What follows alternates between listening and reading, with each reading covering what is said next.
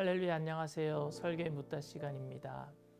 오늘 질문은 예수님을 들을 기회도 없는 사람들은 구원받지 못하나요? 예를 들어서 복음이 증거되지 않은 지역 사람들, 유산되는 아이들, 예수님이란 단어조차 들어본 적이 없는 그런 시대에서 살았던 사람들이 죽은 다음에 그들은 구원받지 못하나요? 란 질문입니다.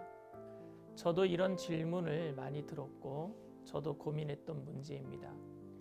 하나님의 속성인 공의와 사랑을 생각한다면 예수님을 모르고 죽은 사람들이 지옥 간다는 것은 너무 부당한 일이라고 생각합니다. 하나님의 공의를 생각하면 공평한 기회조차 받지 못하고 지옥 간 것이고, 하나님의 사랑을 생각한다면 어떻게 그렇게 무자비하게 칼로 무 자르듯이 예수님을 믿지 않았기에 무조건 지옥으로 보낼 수 있다 말인가 라는 생각이 듭니다. 그런데 성경은 예수님의 복음을 듣기 전에 죽은 사람에 대해서는 별 언급이 없습니다. 그렇기 때문에 우리가 쉽사리 뭐라고 말하기에는 조심스러운 부분이기도 합니다. 하지만 성경에서 말씀하고 있는 범위 안에서 몇 가지는 말씀드릴 수 있습니다. 첫째로 하나님께서는 구원에 관해서 상당히 관대하시다라는 것입니다. 구약에서는 도피성 제도가 있었습니다. 도피성 제도는 고의적으로, 그러니까 자신의 의지와 계획을 통해 살인하지 않은 우발적으로 살인을 했거나 정당방위를 하다가 실수로 사람을 죽인 살인자들을 동해보복법으로부터 구원해주는 제도였습니다. 그러니까 하나님께서는 우리들을 함부로 심판하시는 분이 아니시라는 것입니다.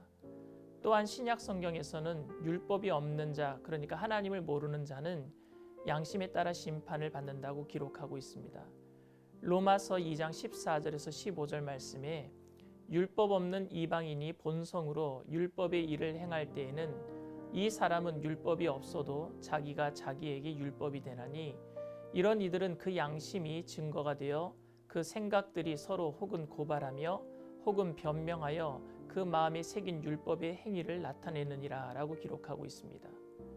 그리고 예수님의 재림의 때는 바로 교회가 마귀를 발등상 삼고 일어나 많은 사람들이 구원받을 만한 때라고 성경은 이야기하고 있습니다. 사도행전 2장 35절에 내가 내 원수로 내 발등상이 되게 하기까지 너는 내 우편에 앉아 있으라 하셨도다 하였으니, 그러니까 여러분, 물이 바다 덮음 같이 많은 사람들이 구원을 받을 수 있을 때 예수님께서 재림하신다는 것은 당연합니다. 하나님께서는 구원받기 힘들게 계획하신 것이 아니라 누구든지 쉽게 구원받을 수 있도록 계획하셨습니다. 죄를 지었음에도 불구하고 말입니다. 둘째로 하나님께서는 구원을 위해 인간 속에 하나님을 알만한 것들을 이미 만들어 놓으셨습니다.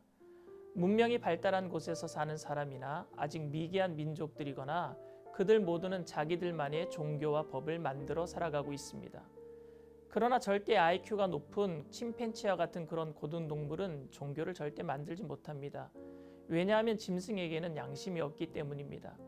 하나님께서는 사람에게만 양심을 만들어 놓으셨습니다. 양심은 하나님의 형상으로 지음받은 인간이 하나님이 아니면 절대 만족할 수 없도록 그 무엇인가가 사람 속에 새겨진 것, 그것이 바로 양심입니다. 예레미야 선지자는 이스라엘 백성이 하나님을 버리고 바알과 아세라를 섬길 때 이런 말을 했습니다. 예레미야 2장 13절 말씀에 내 백성이 두 가지 악을 행하였나니 곧 그들이 생수의 근원되는 나를 버린 것과 스스로 웅덩이를 판 것인데 그것은 그 물을 가두지 못할 터진 웅덩이들이니라. 하나님을 알고 있는 이스라엘 백성들이 하나님을 버리고 다른 우상으로 자신을 채워 넣으려고 한 것에 대해서 그것은 물을 가두지 못할 터진 웅덩이라고 예레미야 선지자는 지적하고 있습니다. 하나님을 아는 사람들도 하나님 외에 다른 것을 섬기면 악이고, 하나님을 모르는 사람도 하나님을 모르기 때문에 다른 것을 섬기는 것도 악입니다. 이에 대해서 사도 바울은 이렇게 얘기합니다. 로마서 1장 19절 20절에 이는 하나님을 알만한 것이 그들 속에 보임이라. 하나님께서 이를 그들에게 보이셨느니라. 창세로부터 그의 보이지 아니하는 것들 곧 그의 영원하신 능력과 신성이 그가 만드신 만물에 분명히 보여 알려졌나니 그러므로 그들이 핑계하지 못할지니라 라고 기록하고 있습니다. 지극히 작은 세포 하나를 관찰할 때에도 우리는 그 속에 계시된 하나님의 신성과 놀라운 지혜가 계시되고 있는 것을 볼 수 있습니다. 생물학자들은 작은 유전자 안에 우리가 태어나면서부터 죽을 때까지 모든 정보가 다 담겨 있다라고 말합니다. 이러한 놀라운 법칙은 인격적인 창조주 하나님을 부인하고서는 절대 설명할 수 없는 것입니다. 그러나 사람들은 자연에 새겨진 하나님의 계시를 애써 외면합니다. 그래서 사도 바울은 그런 사람들이 핑계하지 못할지니라라고 한 것입니다. 제가 오늘 두 가지를 말씀드렸습니다. 첫째는 하나님께서는 구원에 관해서 상당히 관대하시다라는 것입니다. 그리고 두 번째는 하나님을 알 수 있는 것들이 자연과 우리 마음의 양심에 새겨져 있다는 것입니다. 그리고 성경은 복음을 듣기 전에 죽은 사람들의 구원 문제에 대해서는 전혀 언급을 하지 않고 있습니다. 우리가 알 수 있는 것은 하나님은 각 시대에 살다 간 모든 사람들에게 가장 적합한 기준으로 공정하게 심판하실 것이라는 사실입니다. 그리고 하나님의 심판은 그 누구도 불평할 수 없는 가장 정확하고 공정한 판단이 될 것이라는 사실입니다. 아브라함은 하나님께서 소돔과 고모라를 심판하시겠다고 했을 때 의인과 악인을 함께 심판할 수 있느냐며 하나님께 따지면서 의인 50명, 45명, 40명, 30명, 20명, 10명 이렇게 거래하듯이 하나님께 물었습니다. 결국 아브라함은 의인을 찾지 못했습니다. 아브라함은 자신이 하나님보다 더 공의롭다라고 생각한 것입니다.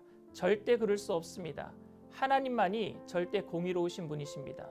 저는 청년 여러분들이 과거는 가장 신실하시고 공평하시며 사랑이 많으신 하나님께서 가장 올바르게 평가하실 것을 신뢰하며 우리에게 주어진 비전을 향해서 믿음으로 계속해서 전진해 나가게 되기를 바랍니다.